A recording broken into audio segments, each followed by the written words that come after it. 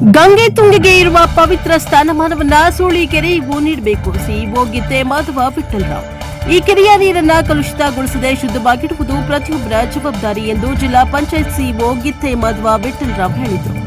ದಾವಣಗೆರೆ ಜಿಲ್ಲೆಯ ಚನ್ನಗಿರಿ ತಾಲೂಕಿನ ಸೂಳಿಕೆರೆ ಪ್ರವಾಸಿ ಮಂದಿರದಲ್ಲಿ ಜಿಲ್ಲಾಡಳಿತ ಹಾಗೂ ತಾಲೂಕು ಆಡಳಿತದ ವತಿಯಿಂದ ಹಮ್ಮಿಕೊಳ್ಳಲಾಗಿದ್ದ ಸೂಳಿಕೆರೆ ಉಳಿಸಿ ಅಭಿಯಾನ ಕಾರ್ಯಕ್ರಮದಲ್ಲಿ ಅವರು ಮಾತನಾಡಿದರು. ಸೂಳಿಕೆರೆ ಏಷ್ಯಾದ ಎರಡನೇ ಅತಿದೊಡ್ಡ ಕೆರೆಗಳಲ್ಲಿ ಒಂದಾಗಿದ್ದು ಸಾವಿರಾರು ಎಕರೆ ಕೃಷಿ ಭೂಮಿಗೆ ನೀರಿನ ಆಧಾರವಾಗಿದೆ. ಇಂತಹ ಅಮೂಲ್ಯ ಜಲಸಂಪತ್ತನ್ನು ಉಳಿಸಿಕೊಳ್ಳುವುದು ಸಮಾಜದ ಪ್ರತಿಯೊಬ್ಬರ ಕರ್ತವ್ಯವಾಗಿದ್ದು, ನಿರ್ಲಕ್ಷ್ಯದಿಂದ ಕೆರೆ ಕಲುಷಿತಗೊಂಡ್ರೆ ಅದರ ಪರಿಣಾಮ ಜನರ ಆರೋಗ್ಯ ಹಾಗೂ ಪರಿಸರದ ಮೇಲೆ ಗಂಭೀರವಾಗಿ ಬೀಳುತ್ತದೆ ಎಂದು ಅವರು ಎಚ್ಚರಿಕೆಯನ್ನ ನೀಡಿದರು. ಮನೆಗಳಿಂದ ಹೊರಹೊಮ್ಮುವ ಕಪ್ಪು ನೀರು ಹಾಗೂ ಬೂದು ನೀರು ನೇರವಾಗಿ ಕೆರೆಗೆ ಸೇರುವುದರಿಂದ ನೀರಿನ ಗುಣಮಟ್ಟ ಹಾಳಾಗುತ್ತದೆ.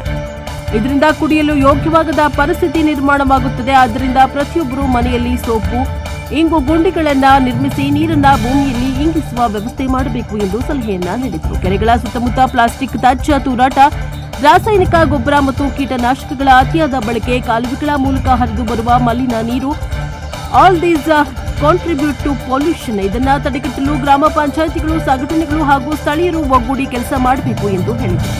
Bureau report Devaraj K. ನೆಲ್ಲಿಹಂಕಲು, ಪ್ರಶಾಪ ಟಿವಿ ದಾವಣಗೆರೆ. ಜಿಲ್ಲೆಗೆ ಈ ಸೂಳೆಕೆರೆಯಿಂದ ನಾವು ನೀರು ಕೊಡ್ತೀವಿ.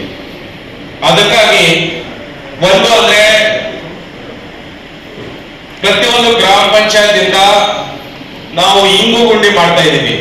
ಆ ಇಂಗು ಗುಂಡಿ ಮಾಡಿದ್ರೆ ಸೂಳೆಕೆರೆಗೆ ಕಲುಷಿತ ನೀರು ಹೋಗ್ಲಿಕ್ಕೆ ಸಾಧ್ಯ ಇರಲ್ಲ, ಹಾಗೂ ಬುದು ನೀರು ಮತ್ತೆ ಕಪ್ಪು ನೀರು ಹೋಗ್ಲಿಕ್ಕೆ ಸಾಧ್ಯ ಆಗಲ್ಲ. ಸೊ ಅದಕ್ಕಾಗಿ ನಾವು ಜಿಲ್ಲಾ ಪಂಚಾಯತ್ ಇಂದ ಪ್ರತಿಯೊಂದು ಮನೆಯವರು ಒಂದು ಇಂಗು ಗುಂಡಿ ಮಾಡಿದ್ರೆ ಸೋಪ್ ಪಿಟ್ಸ್ ಅಂತ ಹೇಳ್ತೀವಿ, ಅದು ಮಾಡಿದ್ರೆ ಖಂಡಿತ ನಾವು ಪ್ರದೂಷಣ ಮಾಲಿನ್ಯ ತಡೆ ಹಿಡಿತೀವಿ ಸೂಳೆಕೆರೆಯವರು. ಅದರ ಜೊತೆಗೆ ಎರಡನೇ ಪ್ಲಾಸ್ಟಿಕ್ ಪೊಲ್ಯೂಷನ್. ನಾನು ಸುಮಾರು ಸತಿ ನೋಡ್ತೀನಿ, ಹೋಗುವಾಗ ಬರುವಾಗ ಸುಮಾರು ಜನ ಅಲ್ಲಿ ಪ್ಲಾಸ್ಟಿಕ್. ನಮಗೂ ಒಂದು ಗಂಗೆಗಿಂತ ಹೆಚ್ಚು ಸ್ಥಾನ ಸೂಳೆಕೆರೆದ ಇದೆ.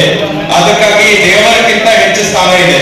ಅದಕ್ಕಾಗಿ ನಾವೆಲ್ಲರೂ ಸಹಕಾರ ಮಾಡಿದ್ರೆ ಖಂಡಿತ ಸೂಳೆಕೆರೆ ಉಳಿಸ್ಲಿಕ್ಕೆ ಮತ್ತೆ ಒತ್ತುವರಿ ಬಿಡಿಸ್ಲಿಕ್ಕೆ ಹೆಚ್ಚು ಹೆಲ್ಪ್ ಆಗುತ್ತೆ. ಮತ್ತೆ ಇದಕ್ಕಿಂತ ಹೆಚ್ಚು ಯಾವುದೇ ಕೆಲಸ ಇಲ್ಲ ಅಂತ ನಾನು ಭಾವಿಸ್ತೀನಿ. ಧನ್ಯವಾದಗಳು.